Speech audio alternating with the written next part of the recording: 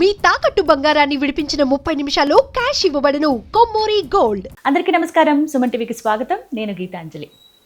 ఇవాళ రోజుల్లో మనకున్నటువంటి ధర్మ సందేహాలు అనేకమండి. ఎవరిని అడగాలి, ఎలా తెలుసుకోవాలి అనే కోరుకుంటాము. ఎవరో ఒకరి ద్వారా మన సందేహాలను నివృత్తి చేయాలనుకుంటాం. అందులో భాగంగా ప్రముఖులు, పెద్దలు మనకు వచ్చేటువంటి సందేహాలను నివృత్తి చేస్తే ఆనందమే వేరు కదా. అందులో భాగంగా మనతో పాటు ఉన్నారు ఆచార్య కాకునూరు సూర్యనారాయణమూర్తి గురువు గారు. చాలా చక్కగా మనకున్నటువంటి ధార్మిక, ఆధ్యాత్మిక సందేహాలను నివృత్తి చేసి మనకు ఒక సమాధానాన్ని అందిస్తారు. మరి ఆలస్యం చేయకుండా గురువు గారితో మాట్లాడదామా?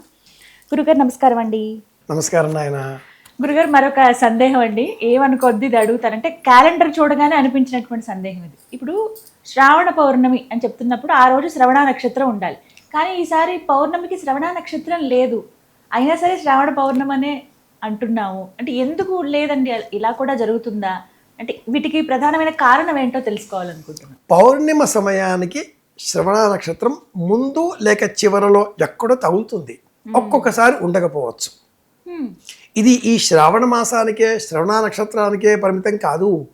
చైత్రం మొదలుగా ఫాల్గుణం వరకు యదుత్తరే ఫల్గుణీత ఉత్తర నక్షత్ర సమయంలో ఉన్నప్పుడు ఫాల్గుణం అవుతుంది. ఉన్నప్పుడు ఎందుకు ఇలా అంటే, నక్షత్ర సంచార గతి వేరు, తిథి చంద్ర సంచారం కారణంగా ఏర్పడినందువల్ల తిథి ప్రమాణం వేరు. తిథులు 15, నక్షత్రాలు 27. శుక్లపక్షం, కృష్ణపక్షం అని రెండింటిని చూచినప్పుడు తిథుల జాబితా 30, కానీ నక్షత్రాలు 27. భూమి చుట్టూ చంద్రుడు తిరుగుతూ ఉన్నాడు. ఈ చంద్రుడు తిరిగే కాల ప్రమాణాన్ని అనుసరించి మనం తిథిని నిర్దేశం చేసుకుంటున్నాం.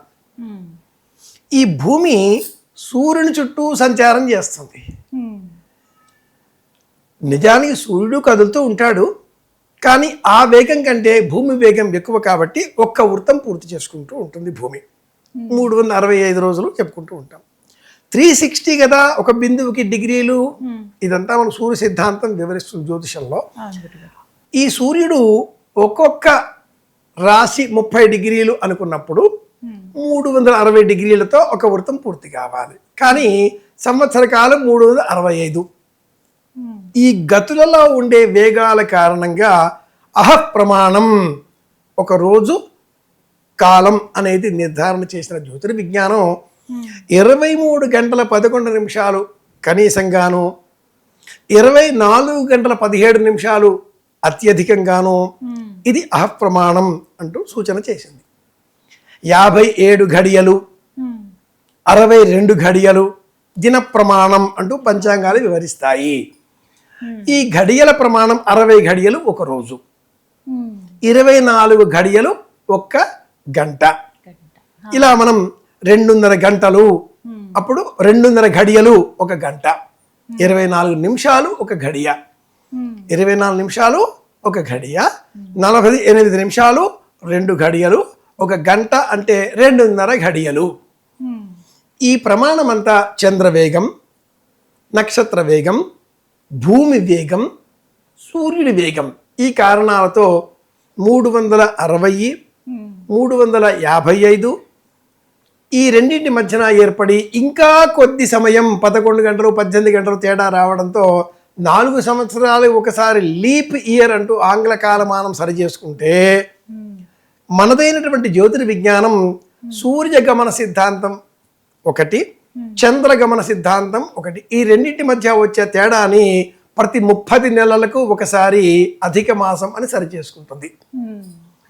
ఈ కాల గణనలు మొత్తం జ్యోతిర్విజ్ఞానంలో 9 రకాలుగా ఉంటాయి. మనకు 2 తెలుసు, సూర్య సంబంధంగా సౌర్య సిద్ధాంతం అని, చంద్ర సంబంధంగా చాంద్రమానం అని, సౌరమానం చంద్రమానం 2 పాటిస్తూ ఉంటాం. కాశీ నగరానికి ఆ పక్కన వెళితే బృహస్పత్యమానం, గురువు సంచారం కారణంగా వాళ్ళు సంవత్సర కాలం పేరు చెబుతూ ఉంటారు. ఈ అన్నింటి కారణాల చేత పౌర్ణిమ నాడు ఆ నక్షత్రం ఉండకపోవచ్చు, ముందు వెనుక ఉండవచ్చు. తిథేశ్చ శ్రియమాప్నోతి, తిథి ప్రధానం, తిథే శరీరం దేవస్యాత్ ప్రమాణంతో మనకు తిథి ప్రమాణంగా మన పండుగలన్నీ ఆధారం చేసుకొని పాటిస్తూ ఉంటాం. ఇందుకోసమే చాలాసార్లు వైష్ణవ ఏకాదశి, స్మార్త ఏకాదశి, ఇలా ఉంటాయండి. అలాగే వైష్ణవ కృష్ణ జయంతి, స్మార్త కృష్ణ జయంతి. తిథి ప్రధానంగా ఇచ్చేటటువంటి వాళ్ళు స్మార్తులు ఒకరోజు చేస్తారు. నక్షత్రమే ప్రధానం అనేటువంటి వైష్ణవ ధర్మ సిద్ధాంతాన్ని ప్రశ్నించేవారు వైష్ణవం కాబట్టి తిథి ప్రమాణంగా తీసుకోండి. తనయలు వైష్ణవంలో నక్షత్ర ప్రధానం, ఇందువల్ల ఏర్పడుతూ ఉంటాయి. ఇది విషయం, ఇది కారణం. అయితే ఈసారి ఇలా పౌర్ణమి అప్పుడు రాలేదని చెప్పి కాదు అనడానికి లేదు, రావడం పౌర్ణమే అంతే. ఎందుకంటే పౌర్ణమి ప్రధానంగా మన యజుశాఖీలంతా కూడా యజ్ఞోపవితం చేసుకోవడము, రక్షాబంధన పండుగ చేసుకోవడము, జయంతి చేయడము, ఇవన్నీ కూడా ఉంటాయి. సందేహం నివృత్తి అయింది గురువు గారు. ధన్యవాదాలండి. కృష్ణార్పణం.